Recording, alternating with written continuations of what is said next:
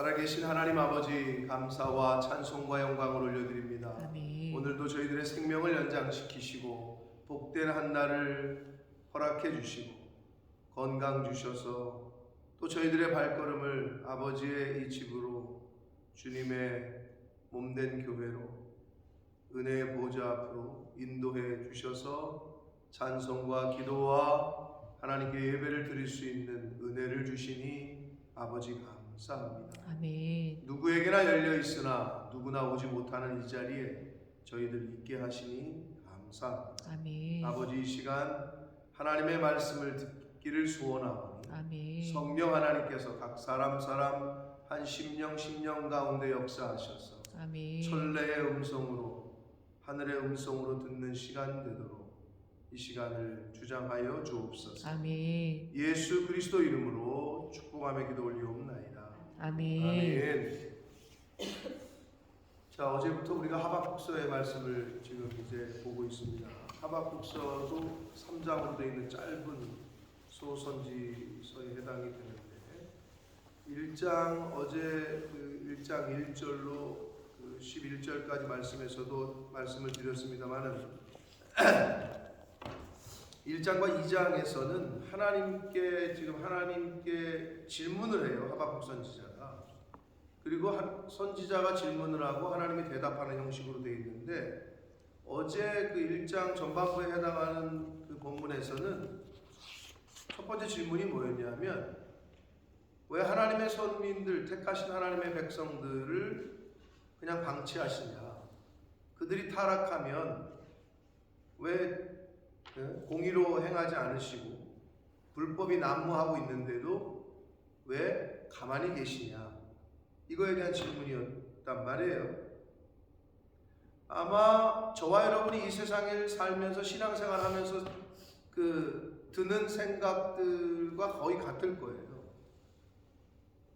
왜 하나님 교회의 불의가 행해지고 하나님의 뜻이 아니라 세상 사람들보다 또는 그들보다 못한 일들이 교회에 벌어집니까?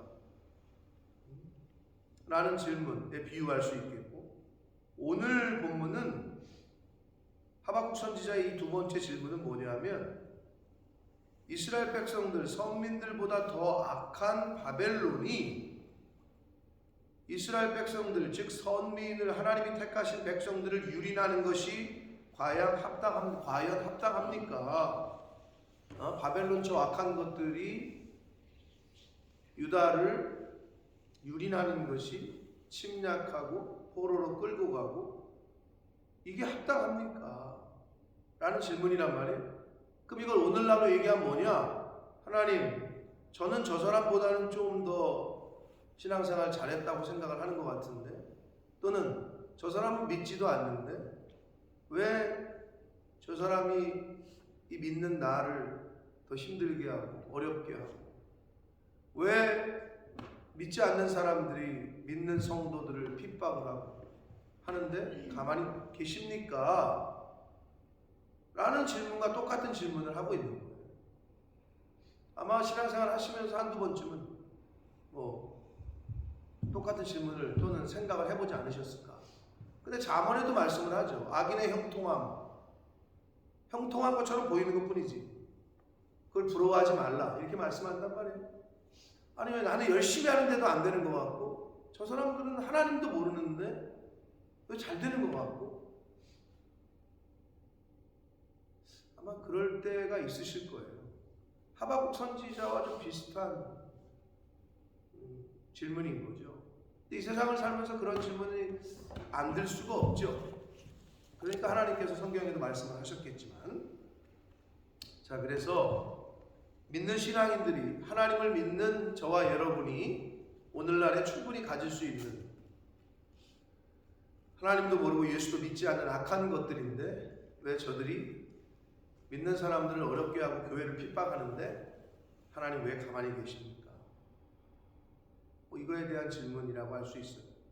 1장과 2장에서 그 질문과 대답으로 계속 반복을 하셔요.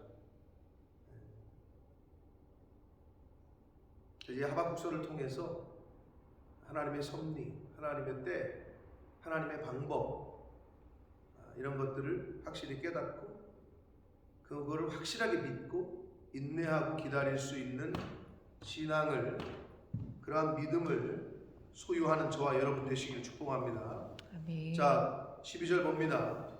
선지자가 이르되 여호와 나의 하나님, 나의 거룩하신 이시여. 하박국 선지자가 하나님께 호소합니다. 주께서는 만세전부터 계시지 아니하셨습니까? 만세전부터 계셨다는 거죠. 우리가 사망에 이르지 아니할 겁니다. 이런 확실한 믿음도 있어요. 여호와여, 주께서 심판하시기 위하여 그들을 두셨나이다. 반석이시여, 주께서 경계하기 위하여 그들을 세우셨나이다. 반석은 하나님을 말씀하는 거죠.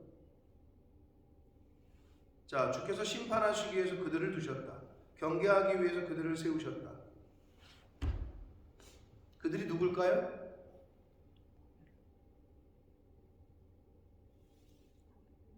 바벨론이겠죠, 그죠? 네, 바벨론. 그러면 오늘날로 비유하면 하나님께서 공의로운 심판을 하시고 하나님께서 경계심을 늦추지 않으라고 깨어 있어서 정신 똑바로 차리고 있어라.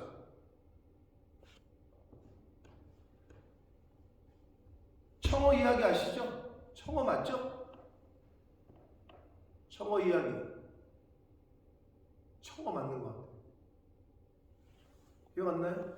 옛날에처럼 오늘날처럼 냉동 시설이 갖춰져 있지 않은 배에 멀리 바다에 가서 청어를 만선을 해가지고 잡아가지고 돌아오는데 돌아오면 다 죽어있네. 냉동 시설이 없으니까 배 안에. 근데 어떤 배는 다 살아있는 청어가 막 똑같이 멀리 나가서 잡아왔는데 있네. 살았네. 왜 그런다고요? 천적을 한 마리 넣어. 그래요. 메기인가 뭐 청어에 천적을 한 마리 놨대잖아. 그러니까 얘네가 그거를 그냥 살라고 그냥 움직이니까 살아서 부두로 항구로 가져왔다는 그런 이야기가 있잖아요. 자, 하나님께서 왜 바벨론을 공의로운 심판, 왜 믿는 이들에게 경계하고 깨어 있어라. 자, 그러면 이걸 오늘날로 저와 여러분에게 비유한다면 내가 신앙생활을 열심히 하고 하나님 뜻에 맞게 생활하려고 하는데 천적 같은 사람이 하나 있단 말이야. 시험에 들게 하고 어렵게 하고. 있을 수 있죠. 옛날에 우리 어르신들이 뭐라 그래요? 아유, 뭐 신은 뭐하나, 귀신은 뭐하나 몰라, 저거 안 잡아가고 뭐 이런 말 하잖아요. 농담 반 진담 반으로. 내 인생에 있어서 나를 어렵게 하는 어떤 문제라든지 사람이라든지 있을 수 있어요. 즉 환난과 역경, 고난이 바벨론이겠죠. 그럼 그걸 왜 주신다고요? 나에게 하나님께서 공의로운 심판을 하시기 위해서, 나를 경계하시고 나를 깨어있게 하시기 위해서 이 말세지 말에 잠들어 있으면 준비하지 못한 기름병과 기름을 준비하지 못한 바보 같은 미련한 다섯 처녀는 혼인잔치에 참여 못하니까 깨어서 준비하라고. 졸면 안 되니까 이 말세지 말에. 그래서 고난을 주시고 환난을 주시고 바벨론으로 대변되는 사람을 내 곁에 두신다. 목회의 스승이신 선배 목사님들이 뭐라 그러느냐? 목회하다 보면 꼭 목회자를 힘들게 하는 사람이 있다. 그러면 그때 하나님, 저 사람 교회 좀 안 나왔으면 좋겠는데, 저 사람 교회 좀 떠났으면 좋겠는데, 이런 말 하지 말아라. 왜 하지 말라고요? 은경이 집사님, 그런 말? 왜? 그 사람도 그래도 하나님의 사랑하시는 양이니까? 그것도 맞아요. 첫 번째, 하나님이 보내시는 거니까. 두 번째 뭔지 알아요? 내가 얘기 안 했어요? 두 번째 이유는 뭘 것 같아요, 박 권사님? 말 안 했어요? 뭐 그것도 맞고, 그 목사님들이 뭐라 하냐, 선배 목사님들이 그 사람 나가잖아? 또 다른 사람이 그 역할을 한다. 이렇게 얘기하시다. 그래서 네가 기도한 대로 나가잖아? 그러면 잘하던 그 사람이 그 역할을 또 한다. 이렇게 말씀하시는 거예요. 아, 그렇구나. 그래서 어떻게? 그냥 끝까지 품어야 된다는 거예요. 이게 뭐랑 비슷하냐 하면 바벨론이 유다를 침략한다는 하나님의 계획을 유다 백성에게 알려준 사람이 누구예요?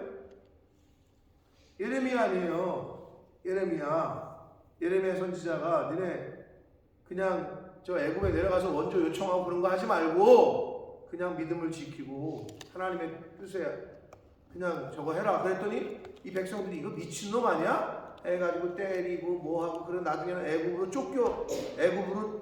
추방을 시키잖아요. 이 유다 백성이. 그럼 우리는 어떻게 해야 돼요? 고난을 대하는 자세가 뭐예요? 여기뿐만 아니라 심판에는 뭐래요? 고난당하는 것이 내게 유익이라. 그리고 또 사생자는 어떻게? 하나님의 징계를 받지 않는 아들은 사생자다 라고까지 말씀하시잖아요. 그런 성경의 그 동일한 교훈들을 전체적으로 봤을 때 주시는 교훈은 뭐다? 바벨론과 같이 여겨지는 큰 환난과 어려움과 또는 사람들이 있으면 어떻게? 그거 물리치려고 하지 말고 왜? 심판하시기 위해서 하나님의 공의로운 심판이 하시기 위해서 그리고 너희들을 경계하기 위해서 주시는 것으로 알라라고 하박국 선지자를 통해서는 이렇게 교훈하시는 거예요. 깨어있게 되는 거지. 그 역할을 하는 바벨론이 침략을 하니까 하나님의 그 심판도 맛보고 그 과정에서 어떻게 걸러졌고 여러분 교회에 어려움이 닥치잖아요. 흔히 건축한다 그럴 때 막 많은 교수들이 떠난다고 그러는데 그때 갈라지는 거예요. 진짜인지 가짜인지. 큰 어려움이 와봐야 저 사람이 진짜였구나. 저 사람이 겉모양만 그랬구나. 평상시에는 모른다니까요. 이건 누구나 똑같아요. 모든 사람에게 그런 어려움이 와봐야 그때서 드러나는 거예요. 그러니까 그게 심판이라는 말씀에 담겨져 있는 의미예요. 알곡인지 쭉정인지는 하나님이 키로 까부르고 바람을 불어서 하셔야 구분이 되는 거예요. 그 바람으로 키질하는 것으로 대변되는 게 뭐다? 하박국 선지서에서는 이 말씀에서는 바벨론인 거예요. 그럼 우리가 바벨론처럼 여겨지는 게 내 앞에 있다. 환난이 있다. 어려움이 있다. 이건 감사한 거지. 나를 더 경계하게 하시기 위해서. 공의로운 심판. 나를 하나님이 나의 믿음이 이번에 드러나게 하시는구나. 나의 신앙생활이 드러나게 하시는구나. 다 드러나는 거죠. 그걸 통해서. 그래서 여러분 좋을 때는 다 좋아요. 근데 어려울 때 이제 진짜 남는 친구가 진짜 친구다 뭐 이런 말 세상 사람들이 하잖아요. 그런 의미인 거예요. 그래서 하나님께서 선민들을 위해서 바벨론을 왜 두셨냐? 심판하시기 위해서. 그들을 왜 세우셨냐? 경계하기 위해서 라고 말씀합니다. 13절 주께서는 눈이 정결하심으로 악을 참아보지 못하시며 패역을 참아보지 못하시거든. 하나님의 성품이에요. 이거는 어찌하여 거짓된 자들을 방관하시며 바벨론을 왜 그냥 두시냐는 거지. 한마디로 악인이 바벨론이 자기보다 의로운 사람을 삼키는데도 잠잠하십니까? 라고 묻고 있는 거예요. 선지자 입장에서. 오늘날로 말하면 예수 믿는 신앙인들의 입장에서 하나님 저 악한 사람이 왜 저렇게 활개를 치고 그냥 난리를 치는데 그냥 두셔요. 저거 안 잡아가고 이렇게 얘기하고 있는 거예요. 충분히 우리도 공감이 되는 선지자의 호소입니다. 14절 주께서 어찌하여 사람을 바다의 고기 같게 하시냐. 여기서의 사람은 누구를 비유하는 거예요? 이스라엘 백성들이겠죠. 선민들. 바다의 고기 같게 하셨다. 이거는 포로로 끌려가는 그 이스라엘 백성들을 말하는 건데요. 낚시와 그물에 걸린 물고기에 비유하고 있는 거예요. 지금 이스라엘 백성들을 포로로 끌려가는 거, 이제 바벨론에게 망해서 바다의 고기 같게 물고기 같게 하시며 다스리는 자 없는 벌레 같게 하시나이까.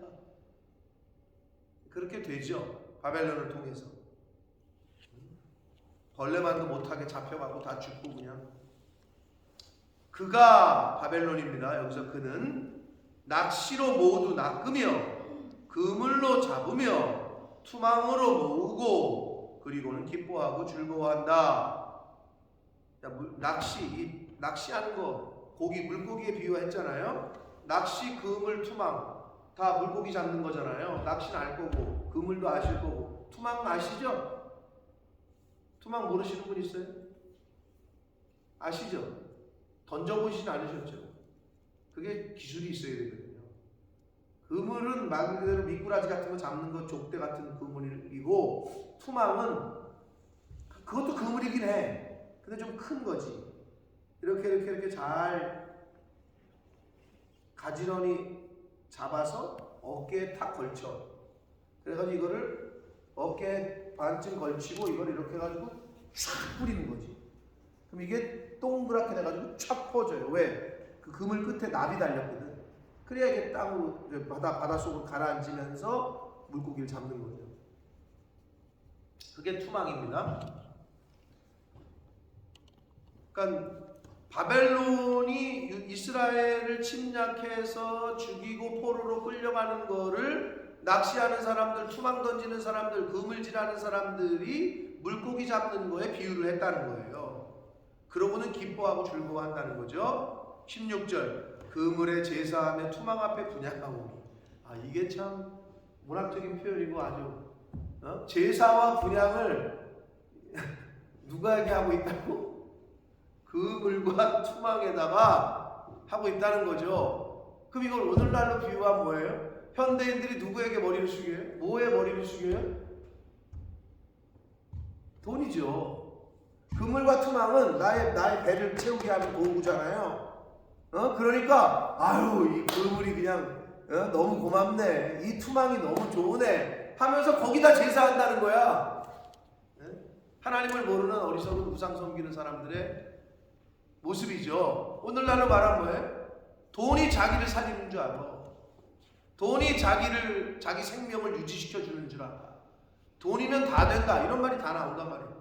Money is almighty, God is almighty가 아니라 세상은 그래요. 근데 중요한 건 예수 믿는 사람들까지도 거기 휩쓸리고 있다는 거지. 여기 있는 새벽 성도는 아니시지만 여러분, 재물이 우리의 생명을 연장시킬 수 없어요. 재물이 우리의 자녀들을 지킬 수 없어요. 오직 하나님만이 가능하십니다. 아멘. 근데 여기서 투망과 그물에다 제사한대잖아요. 분향하고. 이게 참 세상 사람들, 어리석은 사람들의 특징이에요. 이는 그것을 힘입어 소득이 풍부하고 먹을 것이 풍부하게 됩니다. 누가? 바벨론이 그렇게 생각했다는 거죠. 근데 우리는 어떻게 해요? 우리가 배부를 수 있는 거, 일용할 양식을 주시는 분 하나님이고 우리를 풍부하게 하시는 분 하나님이십니다. 아멘. 하나님 안에서만이 풍요가 있고 하나님 안에서만이 만족이 있다. 아멘. 여러분, 아무리 돈이 있어도요, 영혼의 빈곤함은 채울 수가 없어요. 근데 세상 사람들은 그물과 투망에다가 제사한대잖아요. 이게 다른 점이죠.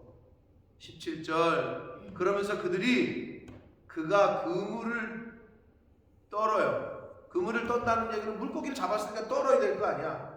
그러고 나서 계속 그물을 던진다는 거야. 그걸 어떻게? 계속하여 여러 나라를 무자비하게 멸망시키는 것. 하나님, 그게 옳습니까? 라고 하박국 선지자가 하나님께 묻고 있는 거예요. 이제 2장에서는, 내일 살펴볼 2장에서는 하나님의 응답이 나오죠. 자, 에스겔서 33장 31절에 이런 말씀이 있습니다. 입으로는 사랑을 말하면서도 마음으로는 이익을 따른다. 그러니까 생각과 행동이 다르다는 거죠. 입으로는 사랑을 말해.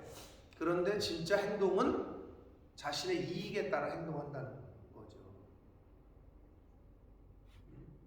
자, 오늘 이 바벨론을 빗대서 하시는 이 말씀, 그물에 제사하고 투망 앞에 분향한다.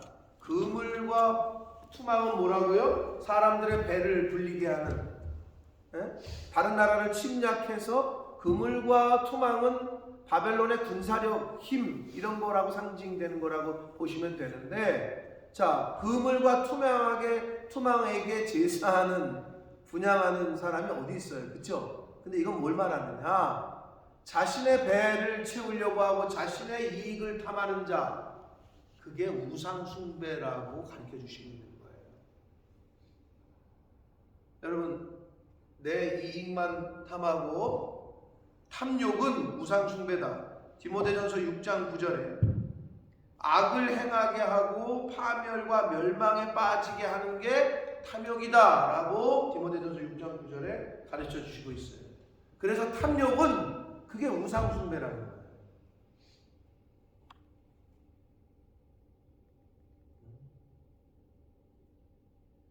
다른 게 아니고 무슨 송아지 형상을 우리가 오늘날 송아지 형상에다 절하는 사람이 어디 있어요? 근데 여기다 그물에게 절하고 투망에게 절한다는 의미는 네 배를 채우려고 하는 그 탐욕이 그게 우상숭배다 라고 가르쳐 주시니, 그러니까 여러분, 저와 여러분도 그럼 그리스도인은 어떻게 살아야 돼요?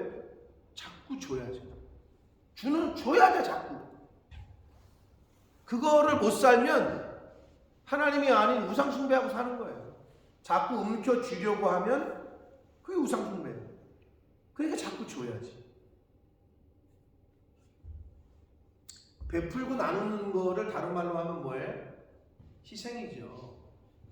섬김이죠. 겸손이죠. 진짜 희생, 사랑이고, 사랑이 없으면 못 줍니다. 겸손하지 않으면 하나님 앞에서,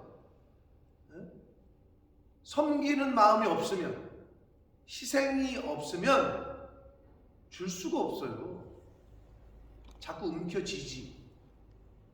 간단해요. 그래서 정말 그리스도인의 삶을 살고 있는지 안 살고 있는지는 그걸 보시면 정확해요. 그리고 신앙생활의 척도가 뭐냐? 많은 목사님들이 뭐라 그러는지 알아요? 맨날 뭐 하면 기도한다고 그러고 어디 가서 뭐 기도해 준다고 그러고, 그건 누구나 다 합니다. 신앙인들의 척도는 물질을 어떻게 쓰느냐 쓰는 걸 보면 그게 척도라는 거예요. 헌금 생활을 어떻게 하느냐? 이게 그 사람의 신앙의 척도다. 왜? 물질이 있는 곳에 내 마음이 있다라고 했습니다. 그건 정답이에요. 내 마음이 어디 있느냐? 내가 돈을 쓰는 곳에 마음이 있는 거예요.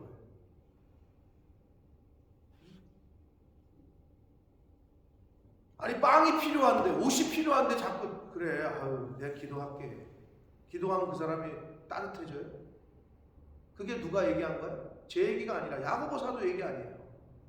왜 빵을 달라고 하는데, 그리고 옷을 달라고 하는데, 야고보 사도가 야고보서에 말씀을 했잖아요.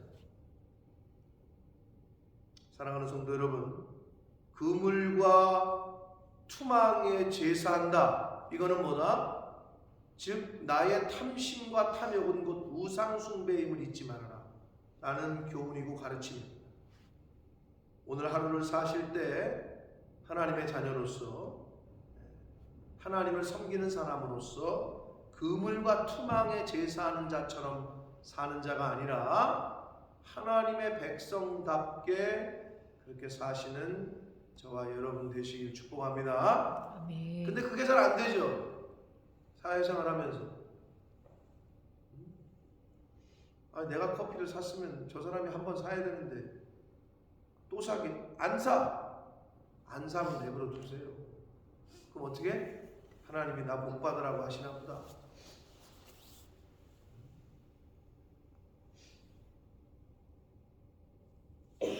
한국 교회 가가지고 집사님들 만나면서 어떤 이제 다른 교회 집사님들 만나거나 뭐 할 때 제가 밥을 사잖아요.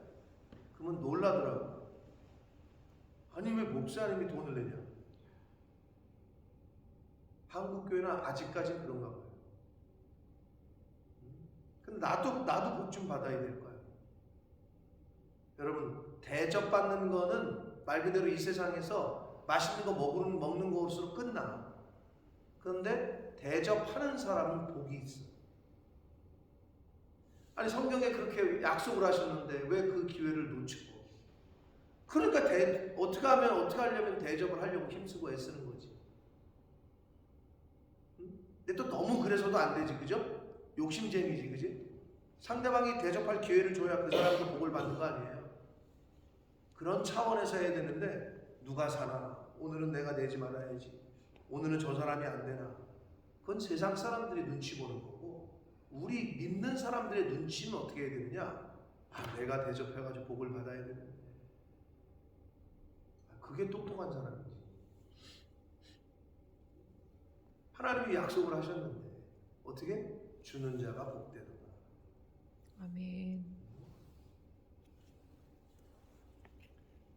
하나님 앞에 하나님 거를 드리지 못하는 자는 사람을 위해서도 쓸 수 없습니다.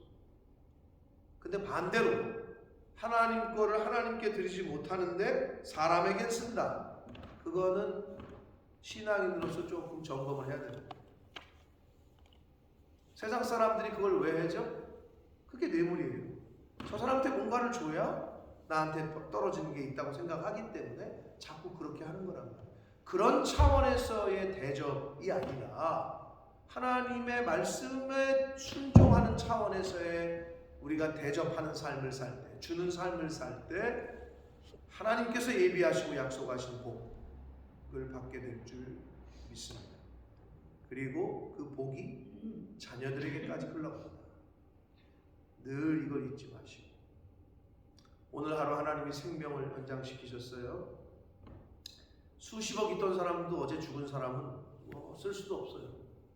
하나님께서 오늘 생명을 연장시키셨고 시간을 주셨고 건강을 주셨고, 오늘 하루 하나님께서 우리에게 공의로운 심판과 우리에게 경계하시게 하는 그러한 상황과 일이 있더라도 불평이나 원망이나 하나님 이 상황, 이 환경, 이 바벨론은 나에게서 언제 없애주실 거예요 이러지 마시고 하나님의 은혜를 기다리고 믿음을 가지고 인내하며 그렇게 신앙생활 하시는 저와 여러분이 되시기를 예수 그리스도 이름으로 축복합니다. 아멘. 살아계신 하나님 아버지, 감사와 찬송과 영광을 올려드립니다. 아멘. 아버지 하나님, 오늘도 저희들의 생명을 연장시키시고 새로운 한 날을 살게 하시되 아버지 집에 나와 찬송과 기도와 말씀을 전하고 들을 수 있는 복된 시간을 주시니 감사합니다. 아멘. 내가 잘나서 오늘 하루를 더 사는 것도 아니고 내가 능력이 있어서 오늘이라는 시간을 맞이하게 된 것도 아님을 늘 깨닫게 하셔서 주여. 범사에 감사하는 저희들 되게 해주옵소서. 아멘. 아버지, 이 시간 내 앞에 놓인 바벨론과 같은 어려움이나 사람이 있습니까? 하나님이 공의로운 심판을 하시기 위해서 알곡과 쭉정이를 구분하시기 위해서 양과 염소를 구분하시기 위해서 임을 깨닫게 해주시고 또 우리에게 깨어있으라, 잠들지 마라, 영적으로 깨어있어야 된다 경계하시기 위해서 하나님께서 그런 환경과 사람을 만나게 하심인 줄 믿고 주여. 하나님 말씀 붙잡고 오늘 하루를 살게 하시고 아멘. 말씀에 피동되고 말씀에 순종하는 복된 삶을 사는 저희들 모두가 되게 하여 주옵소서. 아멘. 예수 그리스도 이름으로 축복하며 기도 올리옵나이다. 아멘.